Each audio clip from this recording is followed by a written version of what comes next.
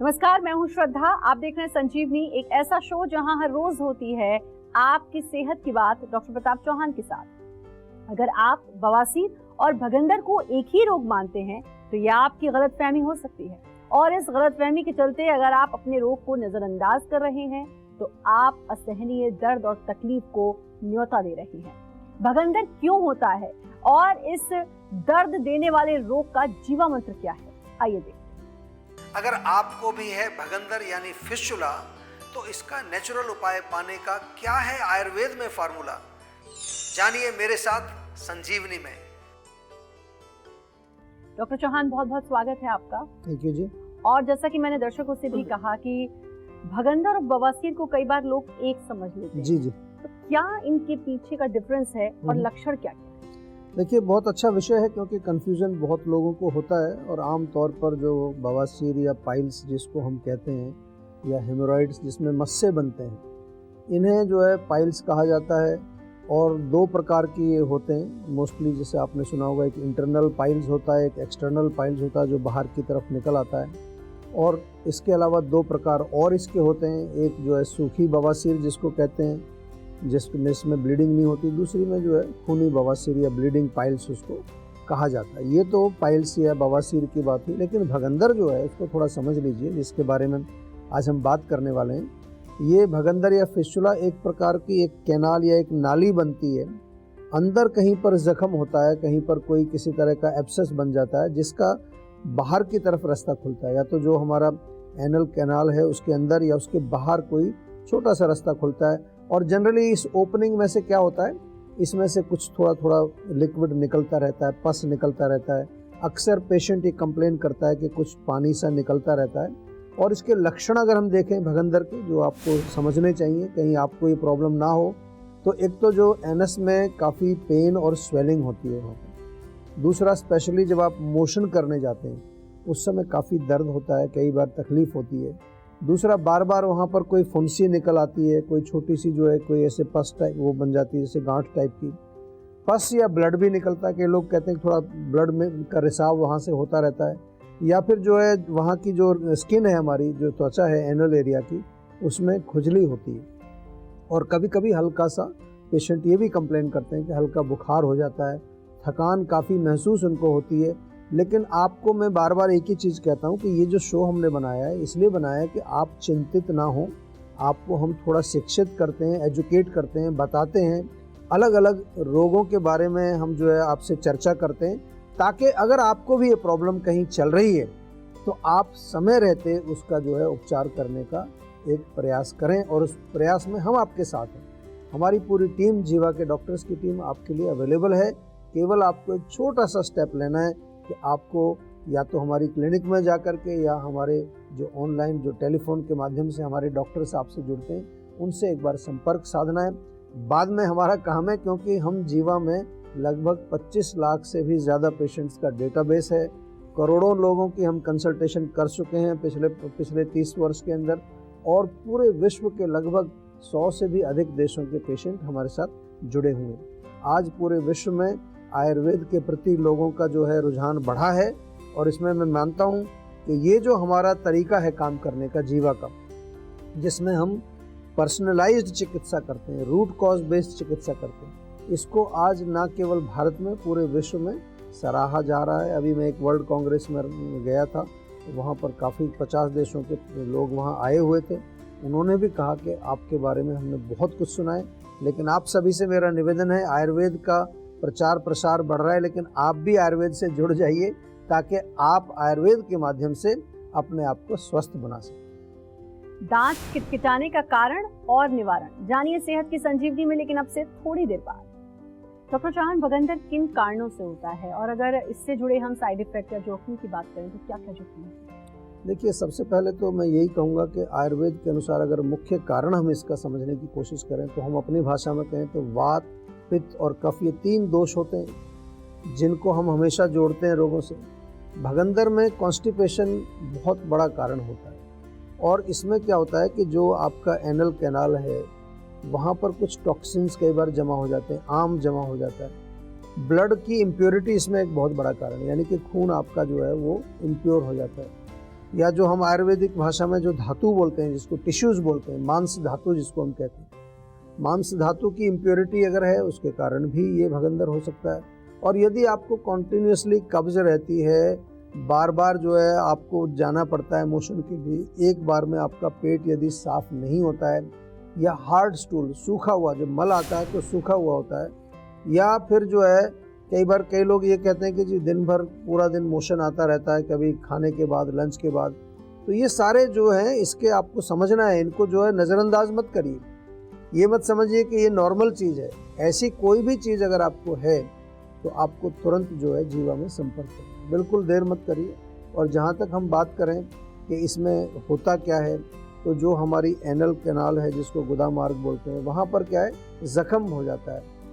वहाँ पर चोट लगने के कारण भी कई बार वहाँ पर ज़ख्म बन जाता है, या वहाँ कभी कोई सर्जिकल प्रोसीजर आपका हुआ है, सर्जरी वगैरह हुई है, उसके कारण भी हो सकता है वहाँ जख्म बन जाता है।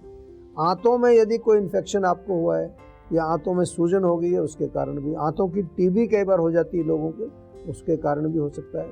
और सेक्सुअली ट्रांसमिटेड डिजीज़ कई होती हैं, संपर्क करने से कुछ रोग आ जाते हैं, उनके कारण भी हमने कई पेशेंट्स में देखा है कि भगंदर हो जाता है। एंड डेफिनेटली आपको एक चीज़ ध्यान रखनी है कि मुख्य रूप से पित्त का प्रकोप तो होता ही है इसमें।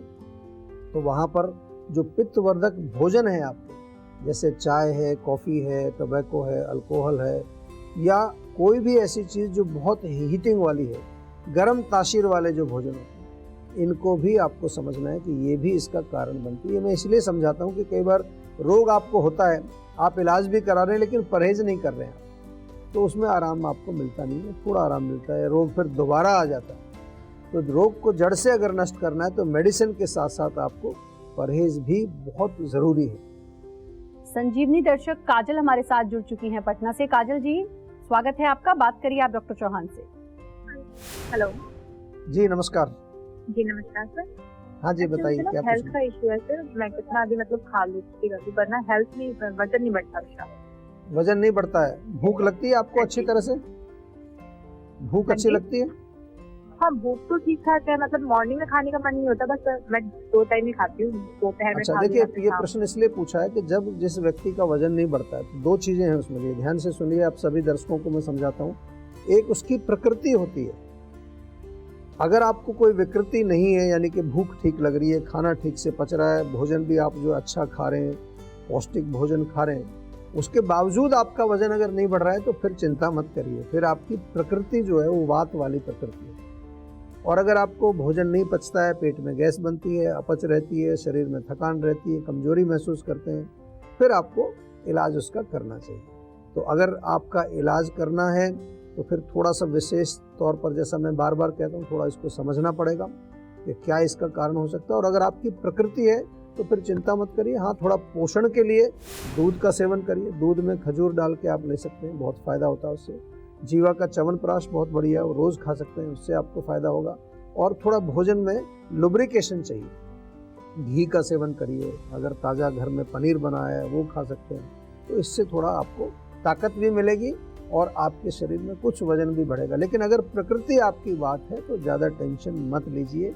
वात वाले दुबले पतले होते हैं, कफ वाले थोड़े हैवी होते हैं, उनका वजन बिना कुछ खाए पिए भी बढ़ जाता है, पानी पीने से भी वजन बढ़ जाता है। तो अपनी प्रकृति को अवश्य समझना चाहिए। डॉक्टर चौहान, खान पान सबसे ज्यादा इम्पोर्टेंट रोल प्ले करता है, तो भगंदर की हम बात करें तो कितनी स्ट्रिक्टनेस होनी चाहिए खान पान में, क्योंकि आप बार बार कह रहे हैं कि चाय, कॉफी, तंबाकू, अल्कोहल, इससे परहेज करना है, तो खान पान पर कितना ध्यान? देखिए, रोग जब होता है तो बहुत स्ट्रिक्टली आपको परहेज करना होता है, क्योंकि रोग का कारण है वो, जो हम आपको मना करते हैं वो रोग का कारण है। तो अगर आप कारण को बढ़ाते रहेंगे तो कोई फायदा नहीं होगा। ये एक डिफिकल्ट रोग है, इसको बिल्कुल हल्के में मत लीजिए। जीवा में बहुत सारे पेशेंट आते हैं, और ख़ास तौर से जो है ऐसे पेशेंट जो कई बार सर्जरी भी करा चुके हैं, एक बार ऑपरेशन ऑलरेडी करा चुके हैं, फिर भी उनका जो है पूरा ठीक नहीं हुआ है, वो लोग भी आते हैं। इसलिए जो चिकित्सा के समय डाइट जो हम बताते हैं उसका आपको बहुत स्ट्रिक्टली फॉलो करना है। जैसे आपने पूछा है कि स्ट्रिक्टनेस कितनी होनी चाहिए, तो डाइट का मतलब होता है पथ्य सेवन, हम इसको आयुर्वेद में कहते हैं, उन चीज़ों को अवॉइड करना जो कि रोग को बढ़ाते हैं, रोग के कारण को बढ़ाते हैं।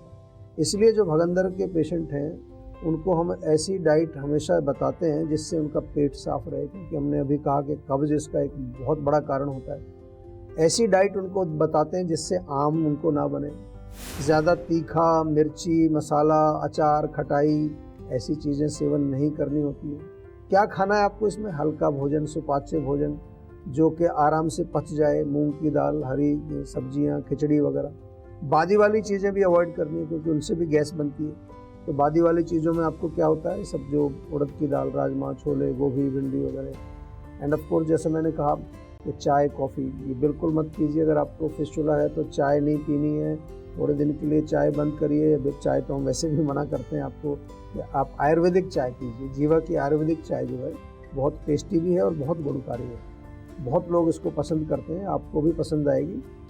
चाय जो नॉर्मल चाय या कॉफ़ी के बजाय आप आयुर्वेदिक चाय पिएंगे तो उससे आपको कोई नुकसान नहीं होगा, बल्कि कई तरह के फायदे आपको होंगे इससे। और चलिए अब जानते हैं आज का जीवा मंत्र। डॉक्टर चौहान के अलग अलग लोगों में अलग अलग लोगों के हिसाब से भगंदर होता है, अलग अलग लक्षण, अलग अलग तकलीफें उनको हो सकती हैं। और जब हम आयुर्वेद की तरफ बढ़ते हैं तो जीवा कितना सहायक होगा, कितनी लोगों को मदद मिलेगी आयुर्वेद का सहारा लेकर?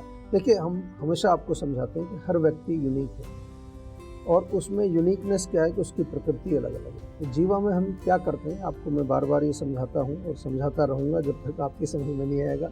पहले जो है हर रोगी की पर्सनल कंसल्टेशन होती है, फिर उसका रूट कॉज देखा जाता है कि उस पर्सन में, उस व्यक्ति में रूट कॉज क्या है। अलग अलग रोगियों में अलग अलग कारण होता है क्योंकि मल्टीपल कारण से, और इसलिए सभी के लिए एक प्रकार की मेडिसिन भी नहीं देते हैं हम लोग, क्योंकि कारण सब में अलग अलग है। तो इसलिए आपको सतर्क रहना है। पर्सनलाइज्ड आयुर्वेद ही है सही आयुर्वेद, ये मैं बार बार आपको कहता हूँ। जीवा में बहुत सफल चिकित्सा हम इसकी करते हैं, मेडिसिन के द्वारा भी करते हैं अगर इनिशियल स्टेज में आए। अगर एडवांस स्टेज है तो हम करते हैं इसमें एक क्षार सूत्र चिकित्सा, एक छोटा सा एक उसको ऑपरेशन कह लीजिए, लेकिन वो बड़ा नेचुरल है, उसमें कोई किसी तरह की काट छांट नहीं होती। और अगर आप सही तरीके से इलाज करेंगे तो हमारे यहाँ पर जो डेटा है उसके अनुसार मैं बताऊँ 4 से 6 महीने में अगर आप मेडिसिन से भी लेंगे तो उसमें आपको बहुत रिलीफ उसमें आ जाता है। लेकिन साथ में परहेज़ आपको करना पड़ता है, डाइट फॉलो करनी पड़ती है। और यहाँ पर जो है उन रोगी जो भी रोगी होता है उसकी प्रकृति का हम विशेष ध्यान रखते हैं, कौन सी प्रकृति है। लोकल एप्लीकेशन के लिए कई चीज़ें देते हैं, कई प्रकार के हमारे मेडिकेटेड ऑयल्स हैं, क्रीम्स हैं, कई पेस्ट हैं। दूसरा जो जैसे मैंने कहा कि क्षार सूत्र चिकित्सा, वो है एक मेडिकेटेड थ्रेड इसमें बनाया जाता है। तो जीवा में बहुत अच्छी चिकित्सा होती है, सफल चिकित्सा होती है। आप यदि भगंदर से पीड़ित हैं, थक चुके हैं इधर उधर जा करके, देर मत करिए। पिछले 3 वर्ष में लगभग जो है पाइल्स और फिस्टुला के 19,696 ये नंबर मैं डेटाबेस में से निकाल के लाया हूँ, इतने पेशेंट हमारे यहाँ पर आए हैं। और ये जो भगंदर की हम बात कर रहे हैं, इसमें जब क्षार सूत्र हम करते हैं तो ऑलमोस्ट मैं कह सकता हूँ कि 100% रिजल्ट इसमें आते हैं। कोई आपको डरने की जरूरत नहीं है। आप जीवा से जुड़ जाइए, हमारे एक्सपर्ट हैं इसके, वो आपको बात भी करेंगे और आपको अच्छी तरह समझाएंगे किस प्रकार से हम इसका उपचार करें। टेंशन लेने से सेहत नहीं बनेगी, सेहत बनानी है तो सेहत का नंबर मिलाएं जो है 0129404004 और डॉक्टर चौहान की टीम के डॉक्टर से बात करके गुड हेल्थ पाएं। क्यों किटकिटाते हैं आप दांत, जानिए सेहत की संजीवनी में। लेकिन एक छोटे से ब्रेक के बाद, क्योंकि ब्रेक के बाद भी जारी रहेगी सेहत की बात डॉक्टर प्रताप चौहान के साथ। अधिकांश लोगों की धारणा है कि आयुर्वेदिक इलाज स्लो और लंबा होता है और गंभीर रोगों को हैंडल नहीं कर सकता, लेकिन जीवा आयुर्वेद ने लोगों की सोच को बदल कर रख दिया है। जीवा आयुर्वेद ने 20 लाख से अधिक पेशेंट्स की पर्सनलाइज्ड चिकित्सा की है और 400 से अधिक स्टाफ आपकी सेवा में अवेलेबल है। यदि आपको लगता है कि आपकी बीमारी ठीक नहीं हो रही है तो एक बार जीवा आयुर्वेद में जरूर कॉल करिए। तो अभी तुरंत 0129 40 40 40 4 पर कॉल करिए।